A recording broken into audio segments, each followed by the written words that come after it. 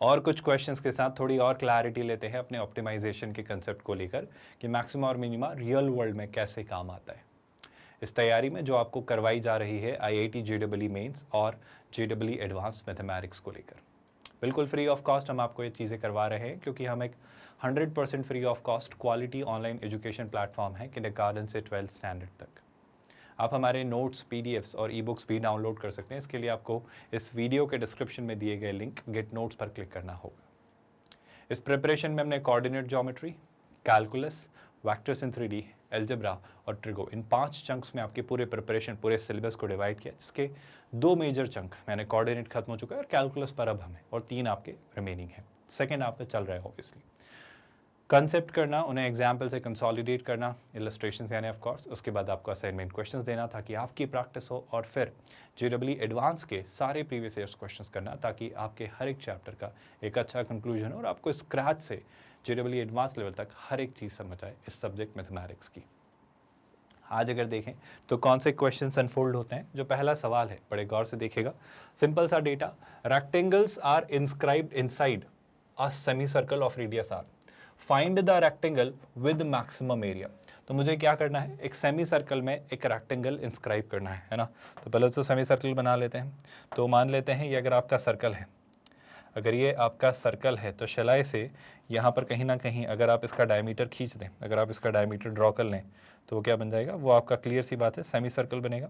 तो ये ऊपर वाला हिस्सा मान लो सेमी सर्कल है ना, नीचे वाला हिस्सा मान लो हम नहीं बनाते। अगर मुझे सेमी सर्कल मिला तो क्या मैं रेक्टेंगल बना सकता हूँ? बिल्कुल बना सकता हूँ।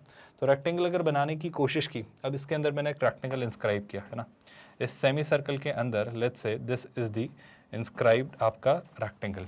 Do you all get that? तो ये आपका रेक्टेंगल है। अब अगर इस सर्कल के अंदर इंस्क्राइब किया गया ये रेक्टेंगल आपका बन रहा है, तो इसका एरिया मैक्सिमाइज करवाना है, तो अंडर व्हाट सर्कमस्टांसेस, है ना। सर्कल की रेडियस कितनी थी सर? सर्कल की रेडियस r थी, बढ़िया। तो रेक्टेंगल जो मैक्सिमम एरिया होल्ड करता है वो क्या रख सकता है, उस पर बात करनी। एक छोटा सा पॉइंट मैं आपसे जानना चाह रहा हूँ, अगर कोई भी कंफ्यूजन हो तो पहले बस इस वाले पार्ट को मैं हटा दे रहा हूँ। आई होप आप देख पा रहे हो, ये वाला हिस्सा यहाँ नहीं है ना, ये वाला हिस्सा यहाँ पर नहीं है। आई होप आप ये बात देख पा रहे हो, ये पार्ट यहाँ पर नहीं है। कोई कन्फ्यूजन तो नहीं है इस बात को लेकर, है ना। बस वो सेमी सर्कल ही है अगर आप देखोगे तो, मतलब कोई भी डाउट हो तो इस बात को मैं हटा देना चाह रहा हूँ ताकि कोई स्कोप ना रहे आपके पास इस पॉइंट को समझने का कि यहाँ पर कुछ ऐसा था। Do you all get that? कोई कन्फ्यूजन याद है? तो ये एक सेमी सर्कल वाला सीन आपके पास है। आई होप आपको ये बात समझ आ चुकी है बहुत अच्छे से। अब मैं क्या कहना चाह रहा हूँ वो समझो। अच्छा बताओ, इसकी रेडियस कितनी दी थी उसने? इसकी रेडियस दी थी r। तो शलाई से वो रेडियस ये भी हो सकती है, अगर आप मेरी बात को ध्यान से सुने तो ये वही तो रेडियस है r। क्या आप सोच पा रहे हो? क्योंकि ये घूम के आ रही है। इतनी जब मुझे बातें पता चली तो क्या इसका एरिया मैक्सिमाइज कर सकते हैं? थोड़ा कॉमन सेंस पर बेस्ड बात सोचो कि अगर मेरे पास एक रेक्टेंगल है जिसका डायगोनल तो मुझे पूरा पता नहीं, पर डायगोनल का हाफ मुझे पता है, तो शायद डायगोनल भी पता है, क्योंकि हम जानते हैं आपका अगर रेक्टेंगल है तो उसके डायगोनल्स परपेंडिकुलरली तो नहीं पर बाइसेक्ट जरूर करते हैं एक दूसरे को जहां वो इंटरसेक्ट करते हैं। तो ये जो डिस्टेंस है अगर r है तो दूसरी डिस्टेंस भी r होगी, बची हुई हाफ, तो टोटल डिस्टेंस कितनी हुई 2r। अगर एक डायगोनल 2r है, अगर एक डायगोनल 2r है और अगर ये एक रेक्टेंगल है, तो मैं कुछ तो पता कर सकता हूँ। कोशिश करते हैं चीज़ें निकालने की। यहाँ तक चीज़ें समझ आ रही हैं? यहाँ तक तो कोई कंफ्यूजन नहीं है। आई होप काफ़ी कुछ आपको पता है, काफ़ी कुछ आपको पता करना है ताकि आप फाइनली इस इंस्क्राइब्ड रेक्टेंगल का एरिया मैक्सिमाइज कर लें। सबसे पहली बात, क्या पूरा क्वेश्चन, पूरा डेटा, हर एक स्टेप क्लियर है? तो यहीं से मैं चीज़ें शुरू करता हूँ, है ना। समझने की कोशिश करना, दोनों तरीके, है ना। जैसे मान लो मैं इस एंगल को क्या ले लेता हूँ, थीटा, किसी ना किसी एंगल पर तो वो इंस्क्राइब्ड होगा। तो अगर ये थीटा है और ये r है, जैसे मान लो कोऑर्डिनेट थोड़ी सी पिक्चर में लाता हूँ, थोड़ी देर के लिए मान लो कि जो सेंटर था आपका वो ओरिजिन था 0,0।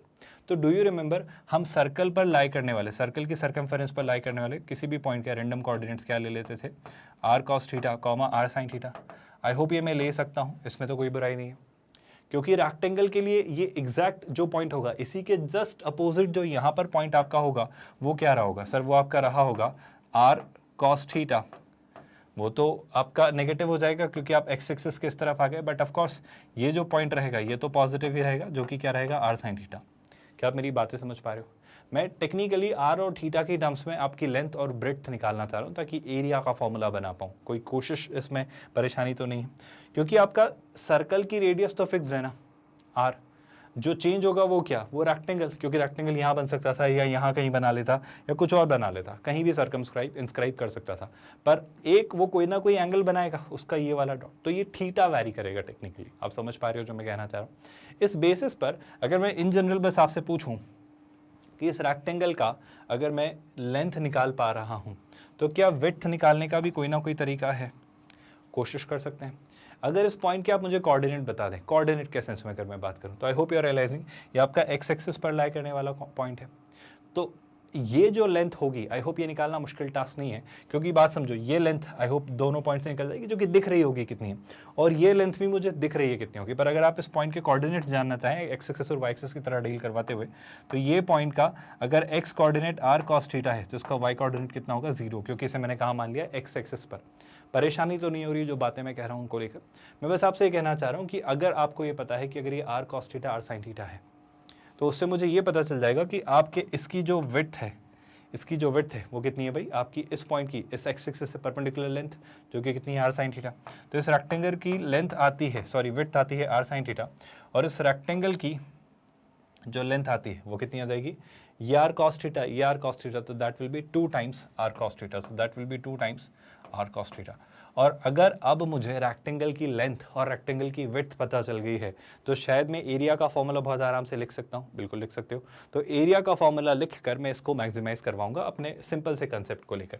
तो एरिया ए फंक्शन है, मान लो लेंथ कितनी है सर 2 आर कॉस थीटा और विड्थ है आर साइन थीटा, तो आर से आर मल्टीप्लाई होकर कितना हो जाएगा 2 times r square sine theta cos theta. एक छोटा सा काम और कर लो ताकि आपका डेरिवेशन थोड़ा आसान हो जाए। जो एरिया फंक्शन आपका बन रहा है 2 times sine theta cos theta, sine 2 theta, so this will be r square sine 2 theta. Now I repeat, आपको ये तो उसने फिक्स करके दिया था कि सेमी सर्कल की रेडियस आर है, तो आर आपके लिए वेरिएबल नहीं है, आर एक कांस्टेंट वैल्यू है, एक फिक्स्ड वैल्यू है, क्योंकि आर आपकी फिक्स्ड कोई ना कोई लेंथ है, उसने बस एक मान के चल दिया है आर्बिट्ररी कांस्टेंट की तरफ से। तो अब आपसे डील किसे करना चाह रहे हो, अब साइन 2 थीटा से। मैं क्या करूंगा सर, अगर मुझे अपना मैक्सिमा मिनिमा निकालना है तो मैं D a by d theta तक जाना चाहूँगा। D a by d theta क्या कहेगा, आर स्क्वायर कांस्टेंट वैल्यू, ऐसे हटा दो, साइन 2 थीटा का डेरिवेटिव कितना आ जाएगा, that will be cos 2 theta, लेकिन चेन रूल के अकॉर्डिंग 2 थीटा का डेरिवेटिव कितना आ जाएगा 2, so this will be your d a by d theta. Do you all agree with that? Now what I do next is, ध्यान से सुनिएगा, आप क्या निकालना चाह रहे हो सर, मैं इसका क्रिटिकल पॉइंट ढूंढना चाह रहा हूँ। तो 2r स्क्वायर तो कोई रोल प्ले करेगा नहीं, तो बच कौन रहा है, cos 2 थीटा। अगर cos 2 थीटा बच रहा है तो ये कहाँ जीरो होगा, जरा उस पर बात करते हैं। मैं अगर ये क्रैक कर लेता हूँ कि cos 2 थीटा कहाँ जीरो होगा, बाय द वे थीटा आपका ओवरऑल इस तरीके से घूम रहा है अगर आप देख पा रहे हो तो cos थीटा जिन जिन पॉइंट्स पर जीरो होगा, सॉरी cos 2 थीटा जिन जिन पॉइंट्स पर जीरो होगा वही मेरे लिए फाइनली पॉइंट ऑफ कंसिडरेशन होंगे। Do you all agree with that? कोई परेशानी इस बात के साथ? तो cos 3 थीटा कब जीरो होता है सर, अगर मैं एक सिंपल सा कॉमन सेंस लगाऊं, एक सिंपल से साइकिल में देखूं, तो सर एक बार तो पाई बाई 2 पर, पहले पाई बाई 2 से शुरू करते हैं। आप थोड़ा सा कॉमन सेंस पर बेस्ड बात समझने की कोशिश करना कि अगर मुझे एरिया यहाँ पर मिल रहा था, मैं सच कहूँ तो इस पॉइंट पर आने की जरूरत नहीं थी अगर आप थोड़ा कॉमन सेंस और थोड़ा बेसिक ट्रिको लगाते। तो बेसिक ट्रिको क्यों सर, देखो आप एरिया कितना आ रहा है, एरिया आपका आ रहा है r square times sine 2 theta. अब कॉमन सेंस वाली बात बताओ, सिंपल सा, कुछ ज्यादा दिमाग मत लगाओ, ऐसे सोचो, बताओ साइन थीटा क्या होता है सर, जो 2 थीटा होगा वो कुछ भी हो, साइन थीटा आपका हमेशा -1 से 1 के बीच होगा। सुन रहे हैं आप लोग? अगर उसमें मैंने आर स्क्वायर यानी पॉजिटिव वैल्यू मल्टीप्लाई भी कर दी तो आर स्क्वायर साइन 2 थीटा आपका हमेशा कहाँ से कहाँ तक होगा, वो -r स्क्वायर से +r स्क्वायर तक होगा। चूंकि ये एरिया है तो नेगेटिव तो होने से रहा, तो शलाई से जो एरिया आपका होगा वो हमेशा 0 से कहाँ तक होगा, वो 0 से r स्क्वायर तक होगा। आप सुन रहे हो? अब ये एरिया मैक्सिमम कितना हो सकता है सर, ये मैक्सिमम r स्क्वायर हो सकता है। जब ये एरिया मैक्सिमम r स्क्वायर हो रहा है तो वो कब हो रहा है, जब आपका साइन 2 थीटा कितना बन जा रहा है, 1 बन जा रहा है। ये कब हो रहा है, जब साइन 2 थीटा 1 बन जा रहा है। आप ऐसे देख लो ना, cos 2 थीटा जब 0 है तो साइन 2 थीटा कितना होगा 1, तो या तो यहाँ से ले आते कॉमन सेंस से, या फिर अपना तरीका लगाओ जो आपको ठीक लगे। तो या तो cos 2 थीटा 0 हो या फिर साइन 2 थीटा 1 हो। क्या दोनों बातें समझ आई? सर साइन 2 थीटा 1 कब होता है, अगर मैं बहुत लोएस्ट पॉसिबल एंगल पर अगर ये बात देखना चाहूँ तो 2 थीटा 1 है, साइन का जो एंगल है वो 1 है, यानी साइन का ये जो एंगल है ये कितना है, ये आपका 90 डिग्री है। तो 2 थीटा अगर 90 डिग्री है, यहाँ से मैं क्या कंक्लूड कर पा रहा हूँ, मैं कंक्लूड कर पा रहा हूँ, आई होप आप देख रहे हो 2 थीटा कितना है, 90 डिग्री है। तो थीटा कितना रहा होगा, थीटा आपका पाई बाय 4 रहा होगा। अब पता है इससे बहुत मज़ेदार सी बात आपको पता चलेगी अगर आप मेरी बात सुनोगे और ध्यान से समझोगे तो। थीटा π/4 है, थीटा कितना रहा, थीटा आपका रहा π/4। ज़रा बताओ आप मुझे, अगर आपका diagonal I am really sorry, ये डायगोनल नहीं था, आई एम रियली सॉरी, मैंने पता है क्या मान लिया था, मैंने शुरू में कुछ कह दिया था ना कि डायगोनल का हाफ है, I am really sorry for that. वो मैंने ये मान लिया था कि अगर इस रेक्टेंगल को और एक्सटेंड करते और एक और रेक्टेंगल ही एग्जैक्ट रेप्लिकेट करते तो वो ऐसा जा रहा होता, मेरे दिमाग में वो एजम्पशन चल रहा था। आई होप आप उस बात से कंफ्यूज नहीं हुए। मैंने मतलब जो गलती कर दी थी वो ये, मैंने इसे मान लिया था कि ऐसा ये पूरा टोटल रेक्टेंगल रहा होगा जिसका ये डायगोनल रहा होगा, है ना। मैंने वो गलत फहमी ले ली थी कि पूरे सर्कल में सर्कमस्क्राइब्ड है, तो वो मेरे दिमाग में पता नहीं थॉट कैसे आया, पर ये जो एक्चुअल क्वेश्चन है सर्कमस्क्राइब्ड इंस्क्राइब्ड है आपके सेमी सर्कल पर, उसके अंदर, है ना। तो ये डायगोनल नहीं है, डायगोनल आपका ही होगा। तो डायगोनल वाले तरीके से आप सोच भी नहीं पाते, मतलब जब मैं उसे डायगोनल वाले तरीके से कर रहा था वहीं मुझे बाद में उस बात को कह देने के बाद रियलाइज़ हुआ कि डायगोनल से तो बात बनेगी नहीं, और ये वैसे भी डायगोनल नहीं है, मतलब 2r डायगोनल की लेंथ नहीं होती। आई होप आप सुन पा रहे हो। और इसीलिए हमको एक वेरिएबल थीटा के साथ डील करना पड़ा ताकि हम समझ पाएँ कि एग्जैक्टली कहानी कैसे जा रही होगी। आई होप ये बात आपको कन्फ्यूज़ तो नहीं कर रही।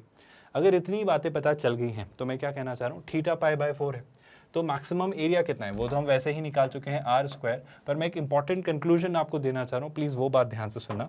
जो आपका मैक्सिमम एरिया है जो कि कितना है r², उसको लेकर पॉइंट कितना आ रहा है, पॉइंट ये आ रहा है कि ऑफकोर्स ये जो लेंथ है ये कितनी है r, क्योंकि थीटा कितना है π/4, तो ये लेंथ कितनी होगी, विड्थ जो हो गई वो हो गई आपकी r/√2, और ये हो जाएगी आपकी r/√2 और r/√2 यानी 2 टाइम्स r/√2 यानी √2 टाइम्स r, तो लेंथ हो जाएगी √2 टाइम्स r और आपकी विड्थ हो जाएगी r/√2। इन सारी बातों के परे जो मैं आपसे कहना चाह रहा हूँ वो ये कि अगर थीटा आपका π/4 हो तब आप ओवरऑल एक मैक्सिमम एरिया निकाल पाएंगे। अब मैं इससे भी ज़रूरी आपसे जो बात कहने जा रहा हूँ वो सुनना, काम की बात है। अगर आपके पास एक सर्कल होता, मान लो आपके पास एक सर्कल होता, है ना, तो इस सर्कल पे एक खास बात वो होगी, जो ये सुनिएगा ध्यान से, इस सर्कल के अंदर अगर आप एक रेक्टेंगल सर्कमस्क्राइब करें, I repeat, if you circumscribe a rectangle inside this circle, I hope आप मेरी बात समझ पा रहे हो। मैं उल्टा इसको ऐसे दिखाने की कोशिश करता हूँ, इसको तो भूल जाओ, मतलब इसे भूल जाओ। मेरे पास एक और फीचर है जिसके थ्रू मैं दिखाता हूँ। जैसे मान लो एक रेक्टेंगल है ना, ये अगर एक रेक्टेंगल है और इस रेक्टेंगल पर अगर मैंने एक सर्कल सर्कमस्क्राइब किया है, और अगर इस रेक्टेंगल को आपको मैक्सिमम एरिया का रखना है, आप चाहते हो कि जो रेक्टेंगल है, ये जो अंदर आपने इंस्क्राइब किया है इस सर्कल के, कौन सा एक रेक्टेंगल, अगर ये मैक्सिमम एरिया कैरी करे तो ये तब ही संभव है जब ये जो रेक्टेंगल है ये किस शेप का हो, ये एक स्क्वायर शेप का हो। एक और लर्निंग बताने की कोशिश करता हूँ, जब आप शेप्स के एरिया निकालेंगे ना, जब भी मैक्सिमा मिनिमा पर डील करेंगे, तो कोशिश करना कि सिमेट्री मिले। सिमेट्री मतलब कुछ पेरीमीटर देकर वो पूछे कि इसका स्केलीन, इसका आइसोसेलेस और इसका इक्विलैटरल आपको दे दिया जाए। जैसे बोल दे कोई कि आपके पास एक 9 पेरीमीटर का, 9 सेंटीमीटर का, लेट्स से पेरीमीटर का एक ट्रायंगल है। अब इससे मैं एक आइसोसेलेस ट्रायंगल भी बना सकता हूँ, स्केलिंग भी बना ही सकता हूँ, और अपना इक्विलैटरल भी बना सकता हूँ। तो तीनों में से किसका एरिया सबसे ज़्यादा होगा? आप बिना सोचे समझे कह दीजिएगा इक्विलैटरल। मतलब आप जितना ज़्यादा सिमेट्री की तरफ बढ़ेंगे ना, जितना चीज़ें सॉर्टेड रहेंगी, जैसे स्क्वायर, जैसे इक्विलैटरल, जैसे रेगुलर आपके पॉलीगन्स, तब एरिया मैक्सिमाइज्ड रहेगा। ये लाइन आपने सुनी क्या? तो जब रेक्टेंगल का एरिया कोई चाह रहा है सर्कल के अंदर, तो वो क्या रहेगा? स्क्वायर। अब जब सेमी सर्कल बना है तो इसी स्क्वायर का हाफ कर दो। आप सुन रहे हो क्या? बस वही कंसेप्ट यहाँ पर हमने सोचा है। खैर उसे आप इस तरीके से भी सोच सकते हो जो हमने यहाँ पर ओवरऑल इस फंक्शनैलिटी से अप्लाई करके निकाला। बहुत मुश्किल तो नहीं है चीज़ें। क्या आप डाइजेस्ट कर पा रहे हो कि एग्जैक्टली हम क्या करना चाह रहे हैं? अगर हर एक बात समझ आई है तो थोड़ी और क्लैरिटी लेते हैं एक और क्वेश्चन के साथ। यही करेंगे हम, है ना, हम ऑप्टिमाइजेशन करेंगे और हर एक एस्पेक्ट से देखेंगे, हर एक पर्सपेक्टिव से समझेंगे कि एग्जैक्टली चीज़ें कैसे कैसे बिहेव करती हैं। जैसे एक रनिंग ट्रैक है 440 फीट का, is to be laid out enclosing a football, is to be laid out enclosing a football field, shape of which is a rectangle with a semicircle at each end. Now that's a really interesting question. How? सुनना, मेरे पास पहले तो क्या है, एक rectangle है, ऐसा कुछ एक फुटबॉल फील्ड जैसा है ना, और इस पर मैंने क्या किया, इस पर सेमी सर्कल एक एंड पे तो यहाँ बनाया, आई होप आप एग्री करते हो इस बात से, और एक सेमी सर्कल एक एंड पे यहाँ बनाया है ना, ये दो सेमी सर्कल बने। और ओवरऑल अब आपका ये ट्रैक है, ट्रैक क्या है आपका, मतलब ये जो ट्रैक है आपका, ये यहाँ से यहाँ तक आप गए, फिर आप यहाँ से यहाँ तक दौड़े, है ना। मतलब मेरी ड्राइंग थोड़ी सी वीक है, I hope you will accept that. तो यहाँ से यहाँ तक जब आप दौड़े तो ये दौड़े, फिर आप यहाँ से यहाँ तक आए, इसे फॉलो किया है ना इस तरीके से, और फिर आपने यहाँ से इसे फॉलो करने के बाद, जो कि मैं बिल्कुल सही नहीं बना पाऊंगा तो इसे अवॉइड ही करते हैं, फिर यहाँ तक आने के बाद फिर आपने किया, तो ये आपका जो बाउंड्री दिख रही है ये आपका वो ट्रैक है जिस पर आपका वो रनिंग ट्रैक बना रहे हो, और उस ट्रैक की लेंथ 440 फीट है। तो आपको याद आ रहा होगा कुछ तो ऐसा हमने किया था, एक विंडो वाला क्वेश्चन, तो उसका थोड़ा डेटा आपके काम आ जाएगा। फिर क्या सर, है ना, if the area of the rectangular portion, ये जो रेक्टेंगुलर पोर्शन है इसका एरिया मुझे मैक्सिमम करवाना है, ठीक है, उसका एरिया मुझे मैक्सिमम करवाना है, then find the length of its sides. तो मुझे क्या करना है, बस सिर्फ इतना देकर रखा है, 440 फीट आपका ओवरऑल क्या है, 440 फीट ओवरऑल आपका पेरीमीटर है। आई होप आपको दिख रहा है। तो कैसे सोचेंगे जरा बात करते हैं, ध्यान से देखना, अच्छे से समझना, एक एक चीज क्लियर होगी। जैसे मान लो इसकी लेंथ को मैं क्या कह लेता हूँ, इसकी लेंथ को मैं कह लेता हूँ x, है ना, तो ये भी x, और इसकी विड्थ को कह लेता हूँ y, कुछ भी कह लो, मतलब JK कह लो, AB कह लो, कुछ भी कह लो, कोई फर्क नहीं पड़ता है ना। अब अगर विड्थ जो है वो y है, तो ये हो जाएगी आपकी रेडियस, जो कि कितनी हो जाएगी, जो कि हो जाएगी y/2। I hope this data doesn't confuse you all. So अगर इस पार्ट की मैं लेंथ निकालना चाहूँ, I hope I need not tell you, अगर आपका पूरे सर्कल का जो पेरीमीटर होता है वो 2πr होता है, तो सेमी सर्कल का कितना हो जाएगा, 2πr का हाफ यानी πr, तो हो जाएगा पाई टाइम्स y/2। तो इसका भी जो लेंथ होगा वो कितना होगा, पाई टाइम्स y/2। ये क्यों निकाला, ये इसलिए निकाला क्योंकि मैं ओवरऑल लेंथ जानता हूँ। ओवरऑल लेंथ कितनी है, x + x 2x plus πy/2 plus πy/2, यानी 2 टाइम्स πy/2। मैं जो कहना चाह रहा हूँ सुनना, x + x कितना, 2x plus πy/2 plus πy/2, यानी 2 टाइम्स πy/2, तो 2 से 2 कैंसिल, तो कितना हो जाएगा πy। ये जो टोटल आपकी लेंथ है ये उनके अकॉर्डिंग कितनी है, ये उनके अकॉर्डिंग 440 है।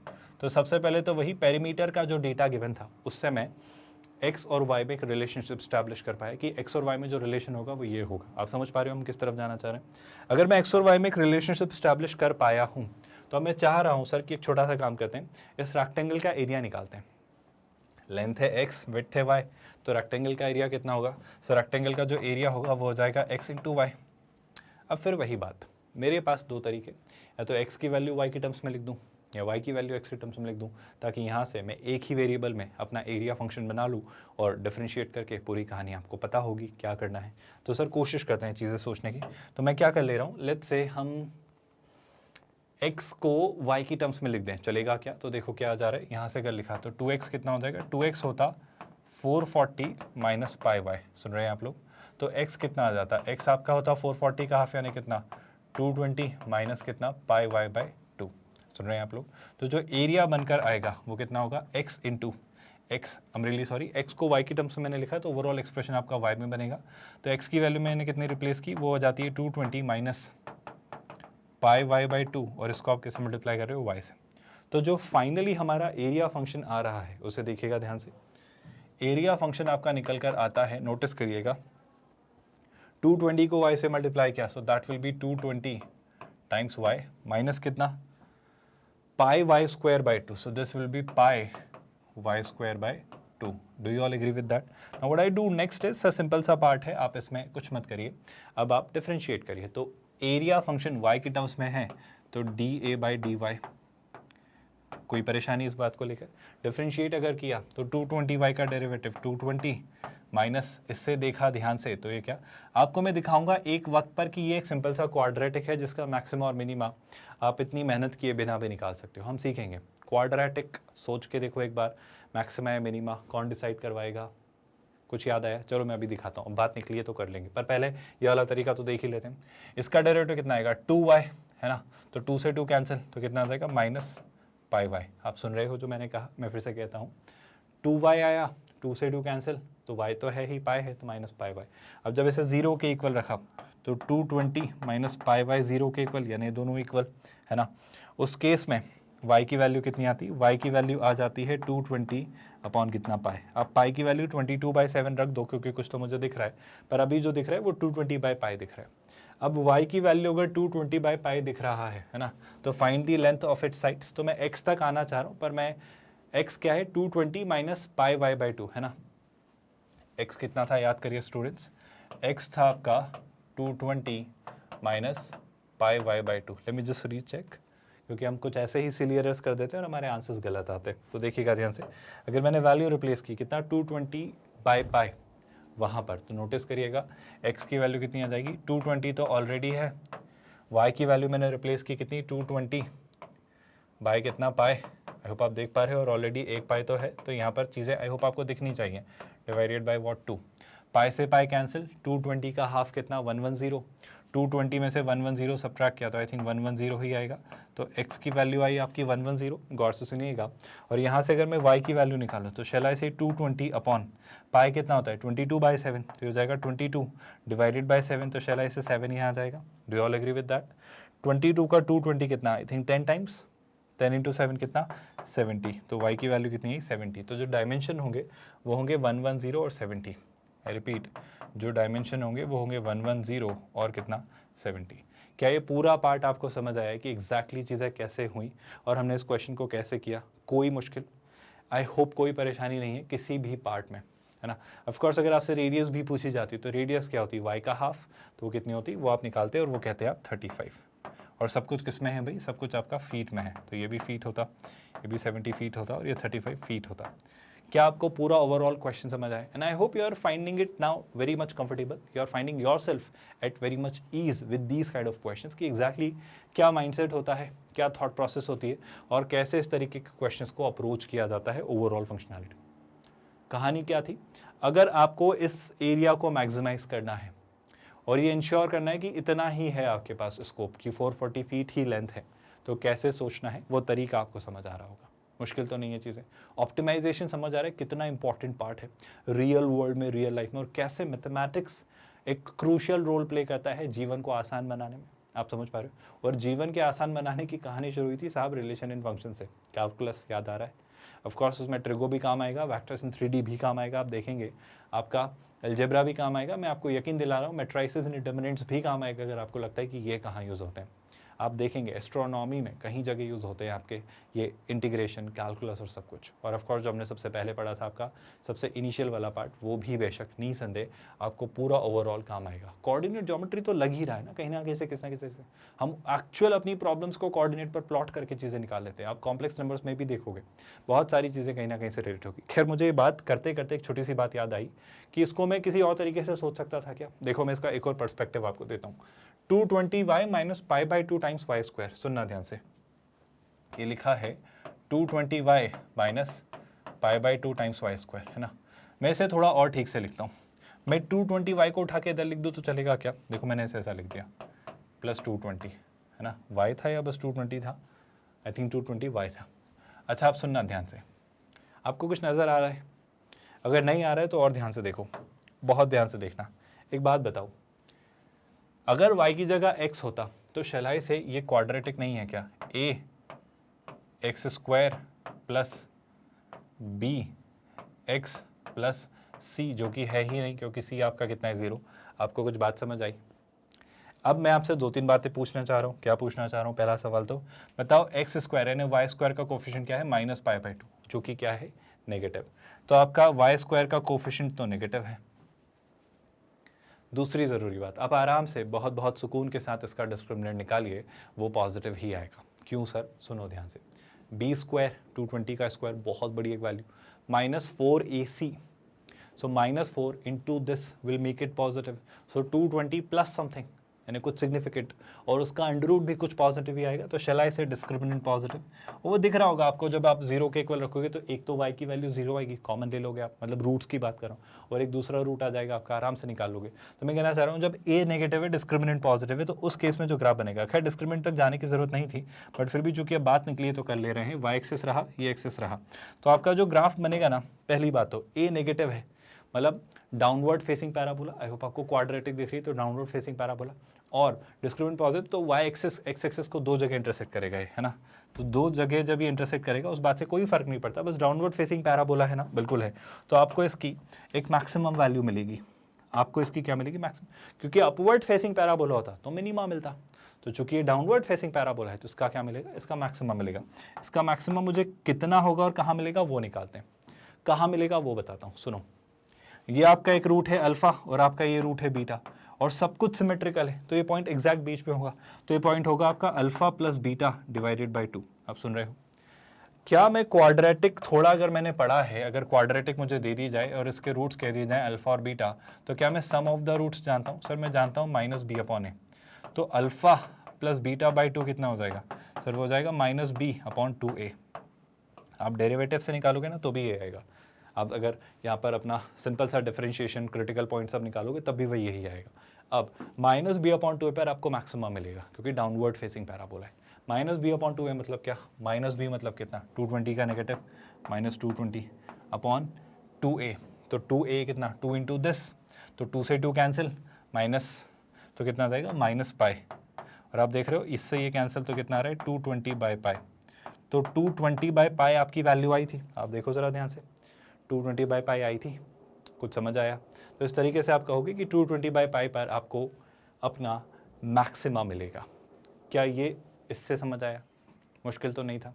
खैर ये बात ना हम क्वाड्रेटिक में बहुत क्लैरिटी के साथ करेंगे तब और समझेंगे, पर मेरा बस कहना है कि मैक्सिमा मिनिमा में अगर आपको दिखे कि क्वाड्रेटिक ही है तो फिर या तो डेरिवेटिव से निकालो, कुछ कहीं नहीं जा रहा है। ये सब वही बातें आप ध्यान से देखोगे तो, और वहाँ से नहीं समझ आए तो ये भी एक तरीका है। बस एक पर्सपेक्टिव देना चाह रहा हूँ कि देखो इंटरनली चीज़ें कैसे होती हैं।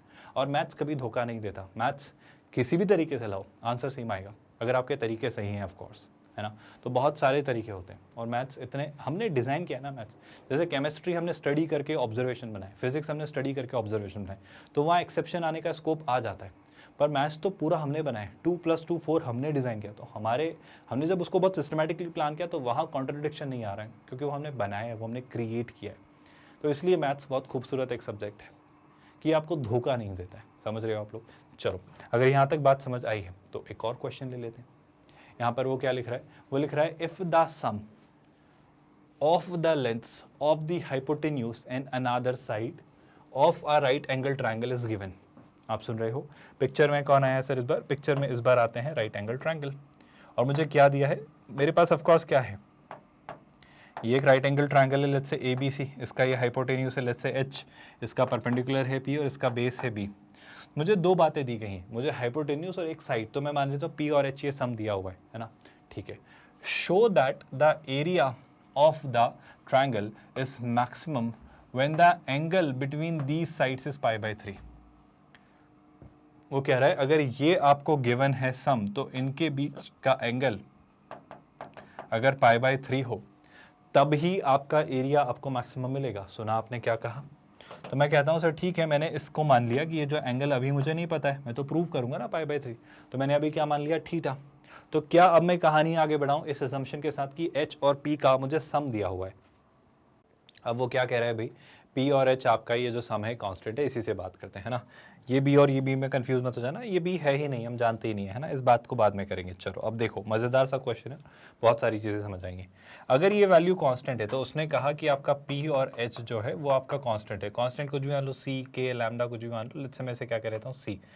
अब C यहाँ भी है तो मैं ले लेता हूँ लेट्स से K, है ना, ये कांस्टेंट वैल्यू, कोई कन्फ्यूजन तो नहीं है, कोई दिक्कत है ना। मतलब आपकी आदत है ना P और H कैसे हैं, तो P और H में अगर मैं देखूं तो लेट्स से P और H में जनरली पता है कैपिटल लेटर से अपना कांस्टेंट्स को डिनोट नहीं, कांस्टेंट को डिनोट करते हैं, और वेरिएबल्स को हम यूजुअली, कन्वेंशन है वैसे, एक ट्रेडिशन है, स्मॉल लेटर से डिनोट करते हैं। तो लेट्स से मैं इसको कह लेता हूँ स्मॉल p, उसको कह लेता हूँ स्मॉल h, है ना। तो मुझे कहा गया कि स्मॉल p और स्मॉल h का सम कुछ कांस्टेंट है, लेट्स से क्या k। सुन रहे हैं आप लोग? तो ऑफकोर्स अगर मैं h को कहना चाहूँ तो h कितना हो जाएगा? k minus p। अब गौर से देखना क्यों निकाला ये, बस सिंपल सी बात है ना। अगर आप ऐसा लिख लो तो ऐसा लिख लो, या P को आप लिखना चाहो तो P को आप क्या लिख लोगे? P को आप लिख लोगे K माइनस H। मैं ऐसा क्यों कर रहा हूँ, थोड़ा सा पेशेंस रखिए, आपको बात रियलाइज होगी। आप मुझे बताओ आपके ट्रायंगल का एरिया क्या होता है? तो जितना मैं जानता हूँ ट्रायंगल का एरिया होता है half base into height. Triangle का एरिया होता है हाफ बेस इंटू हाइट। अच्छा, P पता है और H पता है, तो क्या ये पता चल सकता है? कोशिश करते हैं। ये कितना होगा भाई? ये होगा √/, पाइथागोरस थ्योरम, है ना, हाइपोटेन्यूज का स्क्वायर यानी h² माइनस p²। क्या आप इस बात से सहमत हैं?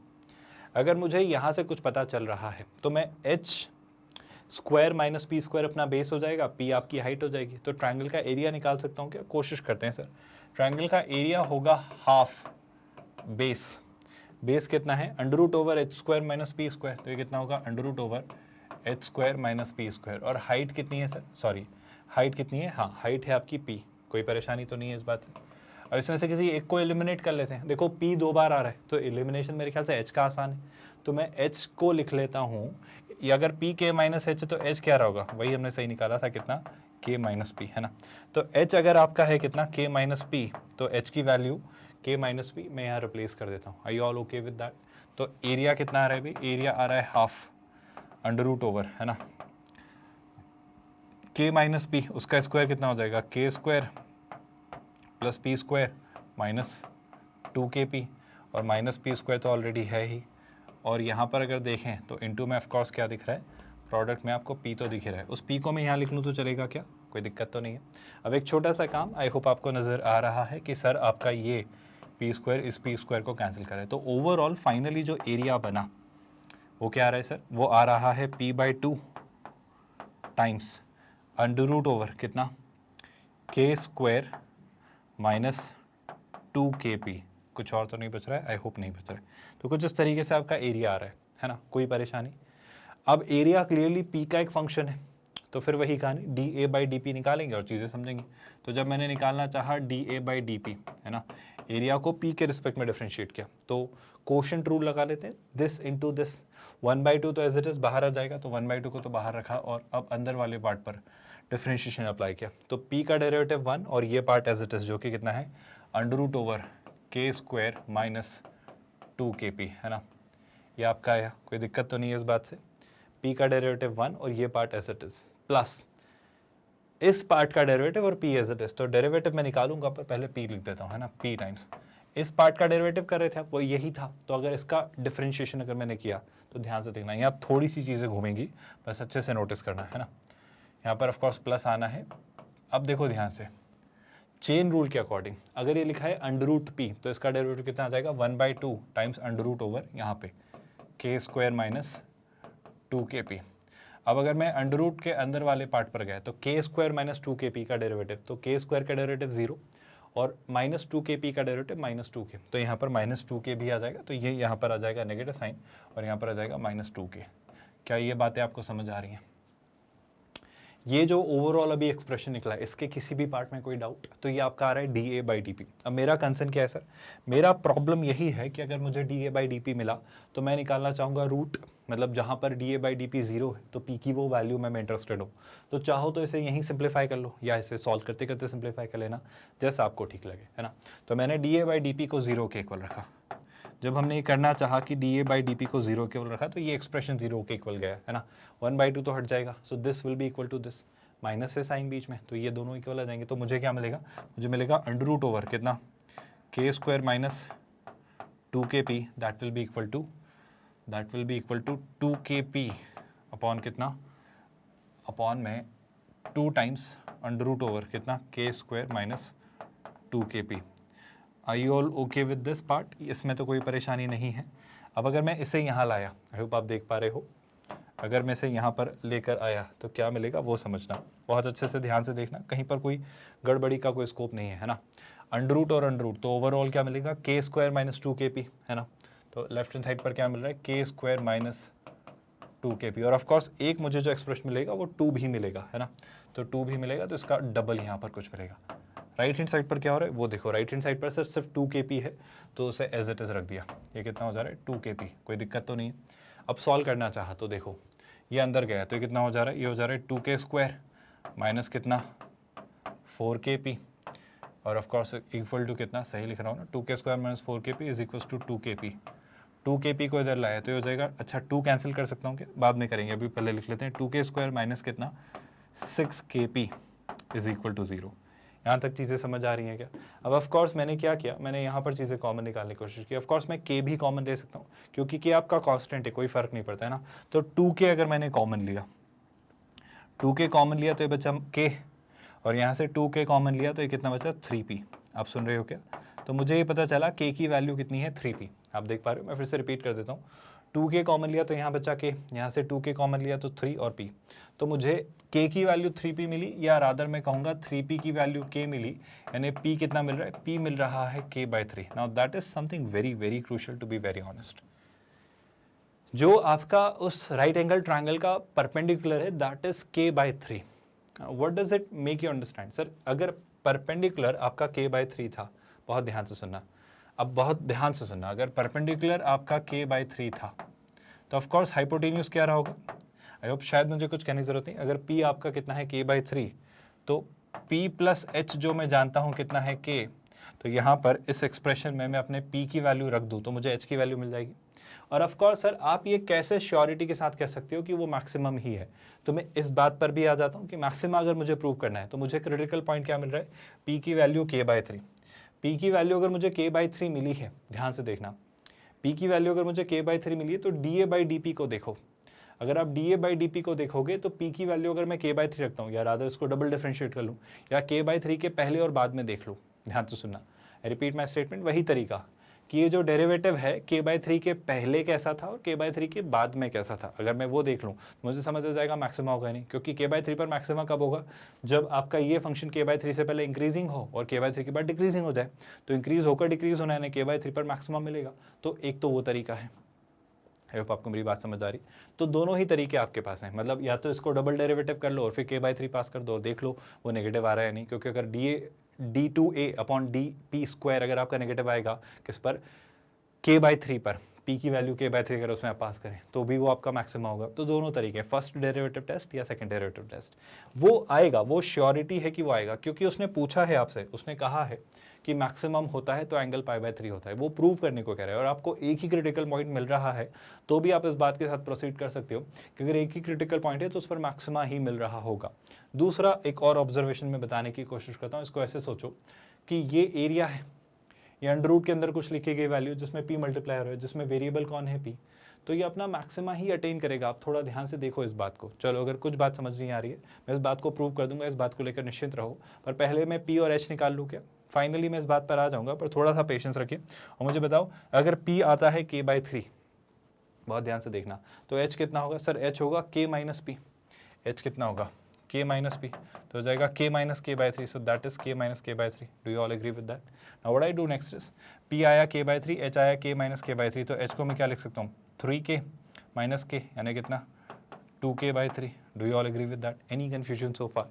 so what I have finally gotten is p आपका k/3 है और h आपका 2k/3 है।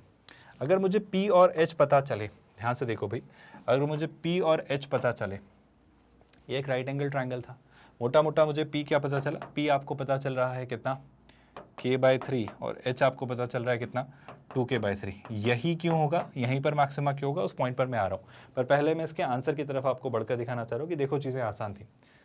देखो अगर ये एक थीटा है, अगर एक थीटा है तो इस थीटा के लिए, इस थीटा के लिए ये बेस है, आप सुन रहे हो, और ये उसके लिए हाइपोटेन्यूस है। तो अगर मैं बेस और हाइपोटेन्यूस से डील कर रहा हूँ इस थीटा के लिए, है ना, ध्यान से सुना, इस थीटा के लिए, तो शलाई से मुझे किससे डील करना है, मुझे कॉस थीटा से डील करना है, बेस और हाइपोटेन्यूस, कोई परेशानी तो नहीं है। तो कॉस थीटा क्या रहा होगा सर, कॉमन सेंस वाली बात है, कॉस थीटा आपका होगा बेस जो कि कितना है k/3 अपॉन हाइपोटेन्यूस जो कि कितना है 2k/3। I hope this data is not confusing you guys at all, कोई परेशानी नहीं है। और अगर यहाँ से चीज़ें देखी जाएँ तो आप खुद नोटिस करो, सर k/3 से k/3 cancel, so finally you are left with 1/2। तो कॉस थीटा कितना आया 1/2। अगर कॉस थीटा 1/2 आया है तो क्या मुझे थीटा की वैल्यू बताओगे, सर कॉस थीटा कब 1/2 होता है, आई थिंक 60 डिग्री पर, क्योंकि साइन 30 1/2 होता है, ऐसे सोच लो। तो कॉस 60 1/2 होता है, कॉस 60 यानी कितना 60 यानी π/3, तो थीटा तो π/3 रहेगा। बस यहाँ पर हमने एक एजम्पशन पर काम किया था, हमने मान लिया था कि p की वैल्यू जो k/3 आई है वो मैक्सिमम आपको ही एरिया देगी, है ना, वो जो एरिया है वो मैक्सिमम ही होगा, इस बात की क्या गारंटी थी। तो अब मैं इस पॉइंट पर आ रहा हूँ कि मैक्सिमम कैसे हम प्रूव करेंगे, जब हमारे पास क्या निकल कर आ गया था dA/dP। तो दोनों तरीके आपके पास हैं। सर कैसे, आप ऐसे सोच लो ना, इसका सेकेंड डेरिवेटिव निकाल लो और कहानी खत्म करो, क्योंकि k/3 से छोटी और बड़ी वैल्यू जो मैं लूंगा उससे बहुत कहानी बिगड़ेगी। तो मैं काम करता हूँ सेकेंड डेरिवेटिव निकालता हूँ, थोड़ा ऑब्जर्वेशन से खेलना और थोड़ा ऑब्जर्वेशन समझना। ये आप कह रहे हैं dA/dP, है ना, इसका सेकंड डेरिवेटिव अगर निकाला तो कितना जाएगा, हो जाएगा आपका d2a/dP²। वो कितना आएगा, ध्यान से देखना एक एक करके स्टेप बाय स्टेप। 1/2 तो एज इट इज, तो 1/2 को नहीं छेड़ा, तो 1/2 तो आपका एज इट इज। अब अंदर वाले पार्ट पर बात की, देखो इसे चेन रूल लगाएंगे तो इसका डेरिवेटिव क्या हो जाएगा 1/2 के साथ ये वाला part.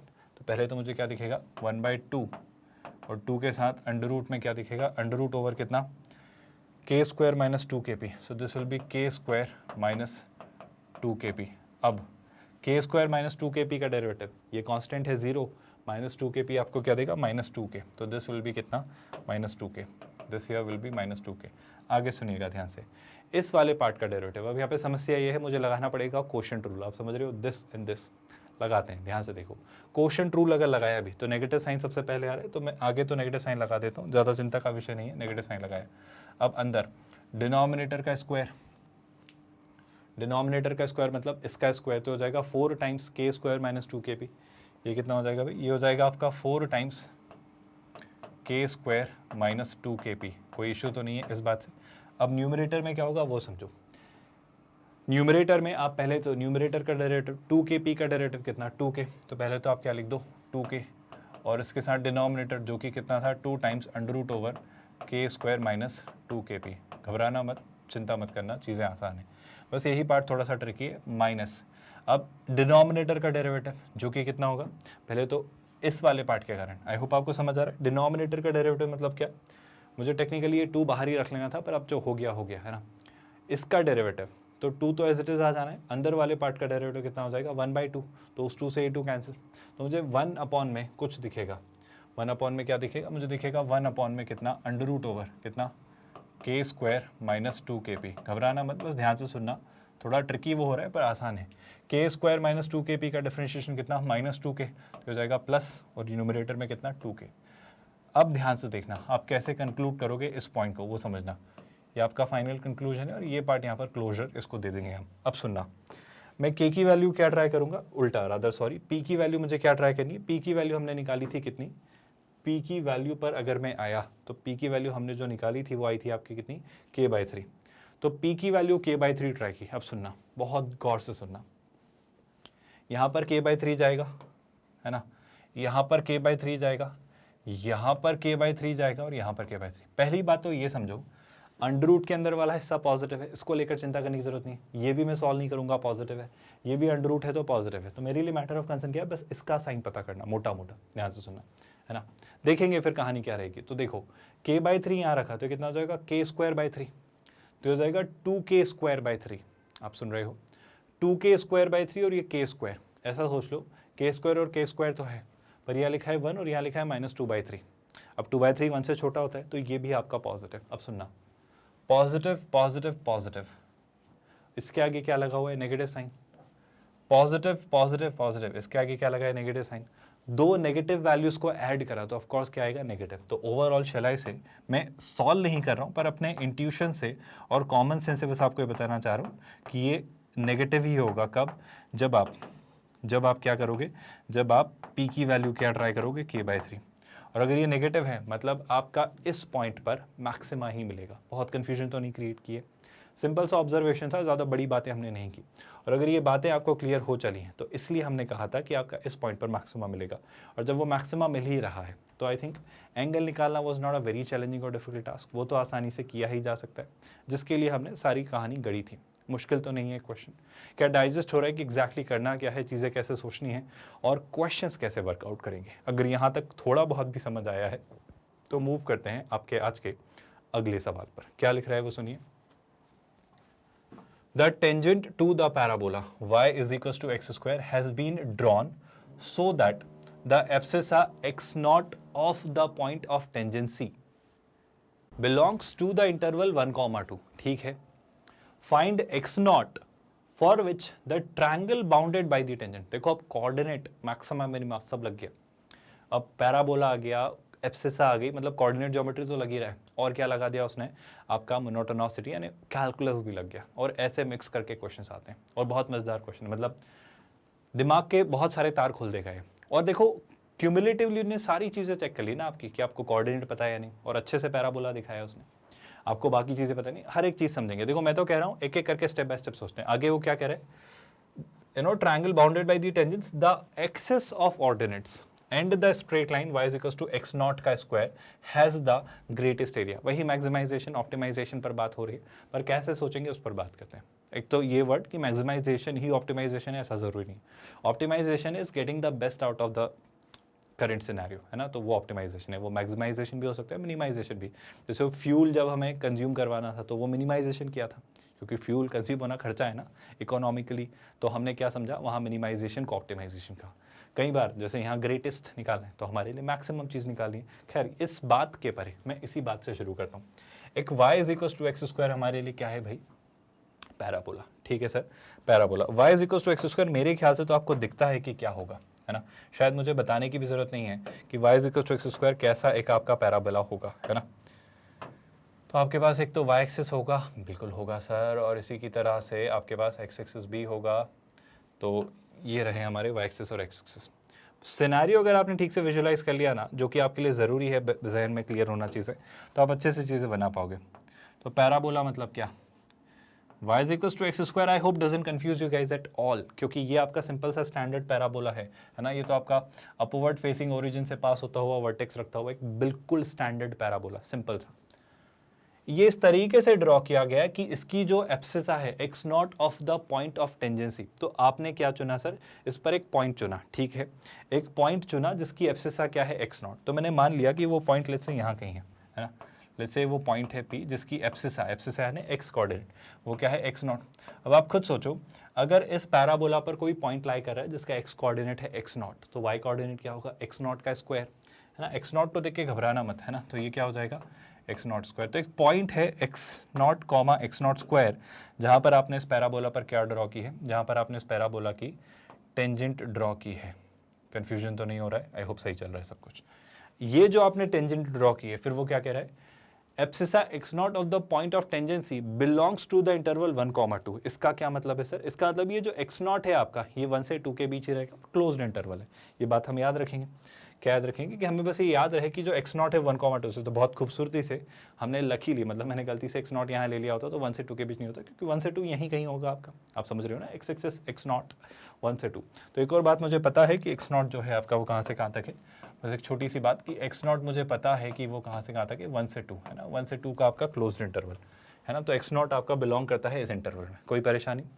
Find x not for which the triangle bounded by the tangent the axis of ordinates. अब एक्सिस ऑफ ऑर्डिनेट्स मतलब क्लियर सी बात है, आपका कौन सा एक्सिस भाई, आपका y axis, and the straight line y is equal to x square has the greatest area. देखो अगर वो एक्सेस ऑफ एब्सिसा कहता, मतलब वो किसकी बात करता, उस केस में एक्स एक्सिस की बात करता। जब वो कह रहा है एक्सेस ऑफ ऑर्डिनेट्स, पहले तो देखो मैं टेंजेंट से शुरू करता हूँ। ये आपकी टेंजेंट है जिसे मैं एक्सटेंड करूंगा क्योंकि मुझे एक्सेस ऑफ ऑर्डिनेट्स तक जाना है ना। ये आपकी टेंजेंट है जो कि यहाँ कहीं गई, इस पर बात करेंगे कि ये पॉइंट ऑफ इंटरसेक्शन क्या मुझे देगा, है ना, पर ये एक पॉइंट होगा। और एक और पॉइंट वो कह रहा था, एक और पॉइंट वो क्या कह रहा था, y is equal to x square. y is equal to x square एक स्ट्रेट लाइन है जो एक्स एक्सिस के पैरेलल है और y एक्सिस पर एक्स नॉट के स्क्वायर से पास होती है ना। तो शैलाई से वो ये लाइन रही होगी, आप सुन रहे हो जो मैं कहना चाह रहा हूँ। आई होप ओपिनियन बहुत सुलझा हुआ सा है, कोई परेशानी नहीं होनी चाहिए इस बात में भी कि आपकी वो लाइन है। ध्यान से सुनना, ये लाइन कौन सी है भाई, ये आपकी वो लाइन है जो कि है y is equals to x not का स्क्वायर, क्योंकि ये एक्स एक्सिस के पैरेलल एक लाइन है जो एक्स नॉट से पास होती है। तो ये जो कोऑर्डिनेट होगा ऑफ कोर्स ये क्या रहेगा, ये कोऑर्डिनेट आपका होगा एक्स नॉट का स्क्वायर, है ना, कॉमा ऑफ कोर्स कितना उल्टा बोल रहा हूँ, 0 कॉमा एक्स नॉट का स्क्वायर है, क्योंकि y एक्सिस पर है 0 कॉमा एक्स नॉट का स्क्वायर। ऑर्डिनेट मतलब एक्सेस ऑफ ऑर्डिनेट्स मतलब आपका y एक्सिस, और एक्सेस ऑफ एब्सिसा मतलब एक्स एक्सिस। आई होप आपको ये बातें याद है कोऑर्डिनेट ज्योमेट्री के अपने डिस्कशन से। अब मेरा कंसर्न ये है, जो ये ट्रायंगल बन रहा है, जैसे मैंने इसे कह दिया P, है ना, इसे मैं कह देता हूँ Q और इस पॉइंट को मैं कह देता हूँ R। तो ये जो ट्रायंगल सर आपका बन रहा है PQR, आई होप मुझे शायद समझाने की जरूरत नहीं है, राइट एंगल ट्रायंगल है, क्योंकि ये लाइन आपकी एक्स एक्सिस पर मतलब y एक्सिस पर पैरेलल है, क्योंकि वो एक्स एक्सिस के y एक्सिस पर परपेंडिकुलर है क्योंकि वो एक्स एक्सिस के पैरेलल है। मेरा कंसर्न है सर, अगर मैं R को जान जाता तो मैं काफ़ी कुछ निकाल लेता। बिल्कुल सही बात है, अगर मेरे पास R होता तो मैं बहुत कुछ निकाल पाता। तो R को सोचने का तरीका सिंपल है ना। R क्या है, R है सर आपके पैराबोला की टेंजेंट जहां y एक्सिस को इंटरसेक्ट कर रही है। पैराबोला की टेंजेंट हमें नहीं पता, कैसे निकालेंगे, सोचो। D Y by D x की हेल्प लेते हैं। क्यों सर? क्योंकि टेंजेंट की slope d Y by D x देता है। अब सोचो आप ध्यान से, सिंपल सी बात है, ऐसे सोचो, आपके पास पैराबोला क्या है सर? पैराबोला है y is equal to x square. बताओ D Y by D X कितना होगा? बड़ा कॉमन सेंस वाला पॉइंट है ना, D Y by D X हो जाएगा आपका 2x, है ना।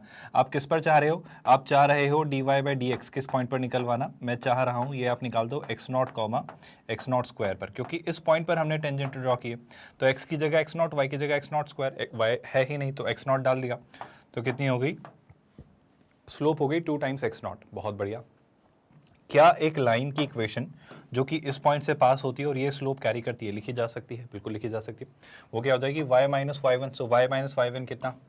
X not square is equal to m जो कि स्लोप है कितना? 2 टाइम्स एक्स नॉट टाइम्स कितना? x माइनस एक्स वन जो कि कितना है? X not. घबराना मत, ये एक्स नॉट देख के डरना मत, है ना।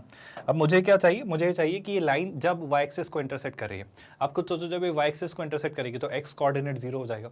तो वाई एक्सिस को जहाँ इंटरसेक्ट कर रही है वहाँ एक्स कोऑर्डिनेट क्या होगा? 0। तो 0 अगर रखा तो कितना हो गया? वाई माइनस एक्स नॉट का स्क्वायर, ये 0 रखा तो 0 रखते ही कितना हो गया? माइनस एक्स नॉट, तो ये कितना हो जाएगा? माइनस 2 टाइम्स एक्स नॉट का स्क्वायर। अब अगर ये वहाँ गया तो वाई कितना आ जा रहा है सर? वाई आपका आ रहा है -2, उधर गया तो है ना प्लस, तो कितना? Minus x not square. कुछ गलत तो मैं नहीं कर रहा हूँ। तो y कोऑर्डिनेट आया माइनस एक्स नॉट स्क्वायर। बहुत बढ़िया, है ना, जीवन सफल हुआ हमारा। तो r क्या रहा सर? r का जो कोऑर्डिनेट आप बोलेंगे, x कोऑर्डिनेट तो 0 और y कोऑर्डिनेट कितना? Minus x not square. अब क्या मैं थोड़ी बहुत मेहनत करके इसका एरिया निकाल सकता हूँ? शायद आपको दिख रहा है बहुत बहुत बेसिक सा सिंपल सा सोल्यूशन है, कहीं नहीं जा रहा है क्वेश्चन। बस ये बता दो, हाफ बेस इंटू हाइट लगाते हैं तो पी क्यू की लेंथ बता दो और क्यू आर की लेंथ बता दो। अब डिस्टेंस फॉर्मूला यूज मत करना, कॉमन सेंस से सोचो। आपको एरिया क्या लग रहा है सर? एरिया जो होगा वो होगा हाफ, है ना, बेस इंटू हाइट। अब बेस कितना है सोच के देखो सर बेस है आपका, मान लो ये, तो देखो ओरिजिन से यहाँ तक की, कॉमन सेंस है ना, मतलब इसमें ज़्यादा दिमाग मत लगाना प्लीज़। यहाँ से यहाँ तक की distance x not square, distance बात करो, ये डिस्टेंस भी एक्स नॉट का स्क्वायर, तो टोटल डिस्टेंस कितनी होगी? बेस की जो लेंथ है वो हो गई 2 टाइम्स एक्स नॉट का स्क्वायर। आई होप आप बात समझ पाए। हाफ बेस इंटू हाइट, अब हाइट कितनी है? P Q. अब आप खुद सोचो, बड़ी सिंपल सी बात है, ये ओरिजिन से यहाँ तक अगर मैं एक परपेंडिकुलर ड्रॉप करता तो ये लेंथ कितनी है? X not. तो शलाई से ये जो टोटल लेंथ है ये कितनी है? X not. Do you all agree with that? तो जो टोटल हाइट है इसकी वो कितनी होगी? X not. Do you all agree with that? And if I simply look at this expression, मुझे क्या दिख रहा है सर? ये 2 से 2 कैंसिल, तो जो एरिया आपका आ रहा है वो है एक्स नॉट का क्यूब। एरिया जो फंक्शन है वो एक्स नॉट का क्यूब। अब मेरा यकीन करिए, आप D a by D x not मत करो, इतनी मेहनत करने की जरूरत नहीं है। आप एक्स नॉट को जानते हो। एक्स नॉट कहाँ से कहाँ तक लिखा है उसने? सर एक्स नॉट जो है आपका वो कहाँ से कहाँ तक है? वो 1 से 2 तक है। मुझे बताओ, अगर एक फंक्शन है एक्स नॉट का क्यूब, मैं नहीं जानता एक्स नॉट क्या है, पर एक्स नॉट इतना जानता हूँ पॉजिटिव है, 1 से 2 के बीच में एक्स नॉट का क्यूब एक इंक्रीजिंग फंक्शन है ना। आपको याद होगा एक्स क्यूब आप अगर देखोगे तो एक इंक्रीजिंग फंक्शन है। अगर ये एक इंक्रीजिंग फंक्शन है तो इसकी 1 पर मिनिमम वैल्यू, मतलब 1 यहाँ कहीं आएगा, 1 पर मिनिमम वैल्यू और 2 पर मुझे इसकी मैक्सिमम वैल्यू मिलेगी, क्योंकि ये एक इंक्रीजिंग फंक्शन है। आप सुन रहे हो क्या? तो शलाई से जो एरिया होगा वो मैक्सिमम कहाँ होगा? वो मैक्सिमम होगा जब एक्स नॉट मैक्सिमम होगा। एक्स नॉट मैक्सिमम क्या हो सकता है? 2। आई होप आप मेरी बात समझ पाए। तो एक्स नॉट मैक्सिमम क्या हुआ? 2, और 2 का क्यूब कितना हुआ? 8। तो मुझसे क्या पूछा था बस ये बता दो, मुझसे एक्स नॉट की वैल्यू पूछी थी या मैक्सिमम एरिया? जो भी पूछा था आई थिंक बता पा रहा हूँ। हैज़ द ग्रेटेस्ट एरिया, तो क्या निकालना है? Find x not. तो एक्स नॉट जो आया सर वो आपका आता है 2, और अगर वो ग्रेटेस्ट एरिया जो था, जो मैक्सिमम एरिया था, वो कितना आ रहा था? 2 का cube, that was 8। Do you all agree with this whole expression कि ऐसा क्यों हो रहा है? मेरा शायद मुझे मतलब प्रूव करने की जरूरत नहीं है कि अब ये डेरिवेटिव कैसे निकालोगे, मतलब कोई खास बात नहीं है ना। अगर आपका मन भी होता तो निकाल लेते, पर यह प्रूव करने की आवश्यकता नहीं होनी चाहिए कि D a by D x not अगर मैं निकालूँ तो वो कितना आ जाएगा? वो आ जाएगा 3 टाइम्स एक्स नॉट का स्क्वायर। अब आप देख ही पा रहे हो, मतलब 1 से 2 छोड़ो, ये तो आपका एक्स क्यूब है ना, जो कि आपका एक स्ट्रिक्टली इंक्रीजिंग फंक्शन होता है। तो मैं कह पा रहा हूँ कि सर एक्स नॉट स्क्वायर, मतलब वो 0 पर थोड़ा सा आपका पॉइंट ऑफ इन्फ्लेक्शन आता है, पर उसके आसपास उसके अलावा तो इंक्रीजिंग ही है ना। तो मैं कहना चाह रहा हूँ जब एक्स नॉट आपका कुछ भी हो, है ना, एक्स नॉट की आप कुछ भी वैल्यू ले लो, आपका D a by D x not हमेशा 0 या 0 से बड़ा होगा। अगर एक स्ट्रिक्टली या रादर इंक्रीजिंग फंक्शन ही है तो 1 से 2 के बीच में जो सबसे बड़ी वैल्यू देगा वो 2 पर ही देगा। Common sense. तो शैल आई कंक्लूड कि आपका एरिया 8 और कहाँ पर एक्स नॉट की वैल्यू 2 पर होगा। बहुत सिंपल सा सॉर्टेड सा एक्सप्रेशन था। इस क्वेश्चन को पता है उसने टफ कैसे बनाया? उसने लैंग्वेज से खेला। ये वही बात हो गई जहाँ 3 इडियट्स में आपके चतुर साहब ने जो डेफिनेशन बताई थी मशीन की, वो बस बहुत सिंपल सा क्वेश्चन है। सोच के देखो, y is equal to x square आपका एक पैराबोला है, उस पर उसने एक पॉइंट चुना जो कि 1 से 2 के बीच चुना है जिसका x कोऑर्डिनेट, उस पर टेंजेंट ड्रॉ की है और उस टेंजेंट ने जहां y एक्सिस को इंटरसेक्ट किया है उस पॉइंट का, उस टेंजेंट ने जहां परपेंडिकुलर ड्रॉप किया किस पर y एक्सिस पर उस पॉइंट का, और उस पॉइंट पर जिस पर आपने टेंजेंट ड्रॉ की, इन तीनों पॉइंट से मिलने वाले ट्रायंगल का एरिया बताना है मैक्सिमम। और किस पॉइंट पर होगा, अगर x नॉट जो जिस पॉइंट पर आपने ड्रॉ किया उसका जो x कोऑर्डिनेट अगर वो 1 से 2 के बीच है तो मैक्सिमम एरिया कहाँ होगा। आई थिंक बहुत आसान सा क्वेश्चन था, बस घुमा फिरा के उसने क्या क्या टर्म यूज़ कर ली, उसने ड्रॉन सो दैट एब्सिसा कह दिया, तो एब्सिसा देखकर तो हम नहीं घबराते ना, अब x कोऑर्डिनेट, फिर क्या कह दिया पॉइंट ऑफ टेंजेंसी, तो वो पॉइंट ऑफ कॉन्टैक्ट जिस पर आप टेंजेंट ड्रॉ कर रहे हो, तो पॉइंट ऑफ टेंजेंसी, जो पॉइंट ऑफ टेंजेंसी वो बिलोंग करता है 1 से 2, यानी जो एब्सिसा आपकी x नॉट है वो 1 से 2 के बीच है, ये कहाँ पर, कितना घुमा फिरा के कहा, बस इतनी सी बात कह सकता था वो कि x नॉट आपका 1 से 2 के बीच है, पर उसने ऐसा नहीं कहा, उसने कहा सुनना the abscissa of the point of tangency, जो पॉइंट ऑफ कॉन्टैक्ट है आपका x not comma x not square, उसका एब्सिसा यानी x नॉट आपका बिलोंग करता है इस इंटरवल में। वो इतनी सी बात थी मैथमेटिकली जिसे उसने ऐसा लिखा। फिर क्या करा, for which the triangle bounded by the tangent, बिल्कुल सर ये बहुत अच्छी बात है, द एक्सिस ऑफ ऑर्डिनेट्स, अब y एक्सिस नहीं कहा, उसने कहा axis of ordinates, it's like हर चीज़ को एकदम रॉयल बना दिया, जैसे कि एक्सेस ऑफ एब्सिसा यानी एक्स एक्सेस, बोलोगे तो नहीं। फिर क्या कहा, एंड द स्ट्रेट लाइन, एक स्ट्रेट लाइन जो कि सिंपल सी स्ट्रेट लाइन है, कुछ नहीं है, y is equal to x not square, मतलब क्या, उसको यही कह देता कि उस पॉइंट ऑफ टेंजेंसी यानी पॉइंट ऑफ कॉन्टैक्ट से आप ड्रॉप कर दो एक परपेंडिकुलर y एक्सिस पर, वही लाइन, उतनी सी बात वो उसने ऐसे लिखा, समझ रहे हो आप लोग, बस आपको घुमा फिरा कर चीज़ें डराने के लिए। और ऑफ कोर्स एक्स नॉट लिया तो एक्स नॉट देकर और आप चीज़ें कंफ्यूज कर गए कि कैसे कैसे चीज़ें होंगी। उस ट्रायंगल का एरिया मैक्सिमम किस एक्स नॉट की वैल्यू पर होगा जब एक्स नॉट 1 से 2 के बीच है। आई थिंक ये आसान सा क्वेश्चन था। कब आसान होते हैं कोऑर्डिनेट के क्वेश्चन, जब आप उन्हें ठीक से विजुलाइज करें, बस चीज़ें जैसी जैसी दिए रखते जाओ, कहीं नहीं जा रहे क्वेश्चन। क्या अब आप कंफर्टेबली सोच पा रहे हो कि एग्जैक्टली इस तरह के क्वेश्चंस को कैसे करना होता है। बहुत मुश्किल नहीं थी चीज़ें, और अब जब चीज़ों से आप कंफर्टेबल हो तो आप चीज़ें जानते हो, हर बार ये सब करने की ज़रूरत नहीं है। आपका कॉमन सेंस भी तो बहुत कुछ कहता है, तो मैथमेटिकली प्रूव करने के बजाय अगर आप चीज़ें जानते हो तो फटाफट आंसर निकाल दो। मैं एक सिंपल सी बात आपको समझा दूं कि अभी हमने ऑप्टिमाइजेशन पे क्वेश्चंस किए हैं, पर मैं चाहूँगा और थोड़ी वैरायटीज़ का आप एक्सपोजर लें और थोड़े अलग अलग कैटेगरीज के हम समझें, ताकि हम वो जो स्क्रैच से GEE एडवांस लेवल तक जो क्वेश्चंस लेकर जाते हैं, ताकि आपको एक थरो अंडरस्टैंडिंग हो, एक कॉम्प्रहेंसिव अंडरस्टैंडिंग हो, एक बिल्कुल डिटेल्ड अंडरस्टैंडिंग बिल्ड हो, जो हमारा वो मोटिव है वो फुलफिल हो। एक सिंपल सी बात मैं आपको बता दूं कि जो हम चीज़ें समझ रहे हैं वो क्या कर रहे हैं भाई, हमने कोऑर्डिनेट ज्योमेट्री से कहानी शुरू की थी, अगर आप भूले नहीं हो तो, है ना। वहाँ पर हमने क्या क्या किया था, हमने कार्टेशियन सिस्टम में पॉइंट्स को लेकर discussion, straight lines, pair of straight lines, circle, parabola, ellipse, hyperbola, concepts को किया, फिर उन्हें एग्जाम्पल से और इलस्ट्रेशन से और कंसोलिडेट किया, उन्हें और अच्छे से समझा। उसके बाद हमने असाइनमेंट क्वेश्चंस दिए ताकि आपकी प्रैक्टिस हो, आप और एक्सपर्टाइज गेन करें। एंड देन हर चैप्टर को कंक्लूड किया, उस चैप्टर से पूछे गए GEE एडवांस के सारे PYQs के, मतलब हर कंसेप्ट पर हमने फॉलो किया, हर चैप्टर पर फॉलो किया, कि स्क्रैच से IIT JEE में इसके थ्रू ले जाते हुए आपको GEE एडवांस लेवल पर लेकर गए।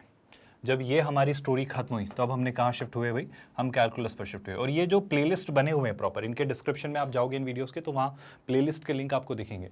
कैलकुलस में हमने कहाँ पर शिफ्ट हुए भाई, हमने शुरुआत की रिलेशंस एंड फंक्शंस के साथ, फिर हमने लिमिट्स, फिर हमने डिफरेंशिएशन, फिर हमने कंटिन्यूटी एंड डिफरेंशिएबिलिटी पढ़ा, फिर हम AOD एप्लीकेशन ऑफ डेरिवेटिव्स पर आए, और फिर हम मोनोटोनिसिटी यानी मैक्सिमम मिनिमम पर आए। इसके बाद आपका indefinite integration, definite integration, area under the curve, और आपका डिफरेंशियल इक्वेशंस, उसके साथ कैलकुलस भी कल्मिनेट होगा। देन आपका एक इंपॉर्टेंट चंक हम शुरू करेंगे जो कि होता है आपका वेक्टर्स एंड 3 डायमेंशनल ज्योमेट्री। अब ये क्या होता है सर, इसमें हम मेजरली 4 पार्ट्स में से डिवाइड करके पढ़ेंगे। हम पहले वेक्टर्स का डिस्कशन कर लेंगे, फिर 3D का कर लेंगे, वाइस वर्सा जैसा भी होगा। फिर हम वेक्टर्स और 3D को मिक्स करके देखेंगे कि कैसे दोनों के पर्सपेक्टिव से आप क्वेश्चन सॉल्व कर सकते हो, इंटरचेंजेबली आप यूज़ कर पाओगे, देखेंगे समझेंगे, तो वहाँ पर और अच्छे से डिस्कशन होगा। फिर हम आएंगे एल्जेब्रा पर, वो जो सारे आपके सिंगल इंडिविजुअल टॉपिक है ना, जैसे कि set theory, theory of equations यानी क्वाड्रेटिक इक्वेशंस, आपके complex numbers, logarithm, mathematical reasoning, statistics, matrices and determinants, progressions यानी सीक्वेंस एंड सीरीज, प्रोबेबिलिटी, आपका बाइनोमियल थ्योरम, और इस तरीके से जो भी ये सिंगल इंडिविजुअल टॉपिक्स हैं ये सब कुछ हम वहाँ कवर करेंगे। एंड देन फाइनली हम शिफ्ट होंगे कहाँ, ट्रिगो पर, ट्रिग्नोमेट्री पर। तो ट्रिग्नोमेट्री में क्या होगा sir, trigonometric ratios, trigonometric identities, trigonometric equations, trigonometric inequations, trigonometric functions, inverse trigonometric functions, height and distance पर based problems of course, and then properties and solution of triangles. इस तरीके से ट्रिगो भी खत्म होगा। अच्छा, अगर ये अजम्पशन है कि सर बिना ट्रिगो पढ़े कैलकुलस पढ़ा रहे हो, बिल्कुल समझ आएगा, इस बात की जवाबदारी हमारी है। अगर आपने 10th स्टैंडर्ड तक हर एक चीज़ अच्छे से पढ़ी है, मैं मान के चलता हूँ क्योंकि आप 11th स्टैंडर्ड में हैं, तो आपको चीज़ें समझ आएंगी, आप इस बात का यकीन रखिए। आई होप आप मेरा पॉइंट समझ पा रहे हो, है ना। मतलब आप महज अगर सिर्फ 10th पास करके यहाँ पर आए हैं, आप चाहे 11th स्टैंडर्ड में हैं या 12th स्टैंडर्ड में हैं या फिर आप ड्रॉपर हैं, आप बस चीज़ें फॉलो करिए जिस सीक्वेंस में आपको पढ़ाई जा रही हैं, आप हर एक चीज़ स्क्रैच से JEE एडवांस लेवल तक अच्छे से समझ पाएंगे। ये हमारा आपको अश्योरेंस है।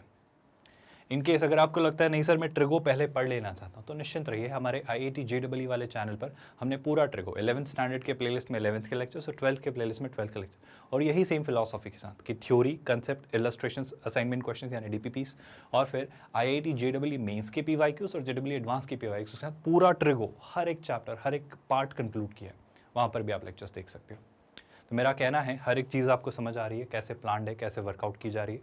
और इन सब में सबसे खास, सबसे ज़रूरी बात, आई होप आप कभी नहीं भूलते हो कि ये सब कुछ बिल्कुल फ्री ऑफ कॉस्ट हम आपके लिए कर रहे हैं, क्योंकि हम एक 100% free of cost quality online education platform है किंडरगार्टन से 12th स्टैंडर्ड तक। आप हमारे नोट्स, PDFs और ई-बुक्स भी डाउनलोड कर सकते हैं। इसके लिए आपको इस वीडियो के डिस्क्रिप्शन में दिए गए लिंक गेट नोट्स पर क्लिक करना होगा। विद दैट हर एक इन्फॉर्मेशन, सारी डिटेल्स आपके लिए डिस्क्रिप्शन में मौजूद है, गौर से चेक करिएगा, आपको काफ़ी कुछ पता चलेगा। मेरा मानना है आज के लिए इतना काफ़ी है। नेक्स्ट लेक्चर में और प्रैक्टिस करेंगे ऑप्टिमाइजेशन को लेकर। With that let's call it today here. ख्याल रखिए अपना। Thank you so much for watching this video.